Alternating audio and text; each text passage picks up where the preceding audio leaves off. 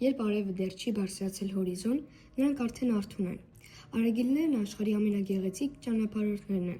Թռչուններ, որոնք հազարավոր կիլոմետրեր են անցնում, բայց միշտ վերադառնում են նույն տունը։ Արագիլներն ապրում են տարբեր երկրներում, Եվրոպայից մինչև Աֆրիկա։ Աշխարհում հայտնի է 16-ից 17 տեսակ։ Մեր երկրում տարածված է սպիտակ արագիլը, բայց լեռնային գոտիներում հանդիպում է նաև սևը։ Հայաստանում արագիլը պարզապես թռչուն չէ, այն ընտանիքի ջերմության ու նոր կյանքի խորհրդանիշ է։ Նրանց նախընտրած վայրերը էլեկտրասյուներն են։ Իդեպ, հետաքրքիր է, որ զույգը թեև շինանյութը երկուսով է հայթայթում, բայց տունը կառուցում է մայր արագիլը։ Գրքերում հաստատ տեսել եք, թե ինչպես են արագիլները կանգնած մեկ ոտքի վրա։ Նրանք կարող են այդպես մնալ մի քանի ժամ։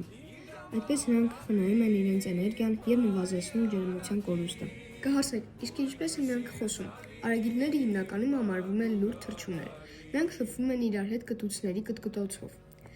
Իդեպ, արագիլները գյուղացիների իսկական օգնականներն են։ Նրանք սնվում են միջատներով, ձկներով, եկկենցաղներով, սողուններով, մկներով, նաև բույսերով, այդպես ոչնչացնելով վնասատուներին։ Առաջին հայացքից ոչ փոքր այս թռչունները կշռում են 4 կիլոգրամ և ունեն շուրջ 1 մետր երկարություն և գրեթե նույնքան էլ կազմում են նրանց բացված թևերը։ Եվ մի հետաքրքիր փաստ է։ Պատկերացնում եք, մեկ թռիչքով նրանք կարող են անցնել ավելի քան 300 կիլոմետր։ Օրինակ Սահարա անապատը։ Կհարցնեք ինչպես։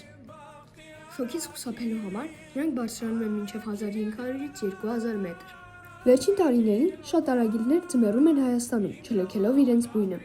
Այս երաշխ թռչունների կյանքի տևողությունը 20-ից 30 տարի է։ Որպեսզի նրանք ապրեն երկար, պետք է պահպանել բնությունը և շրջակա միջավայրը։ Եթե մաքուր լինի մեր երկինքը, ջրերն ու մեր հողը, արագիլները միշտ կվերադառնան և կշարունակեն մնալ Հայաստանի պատմության մի մասը։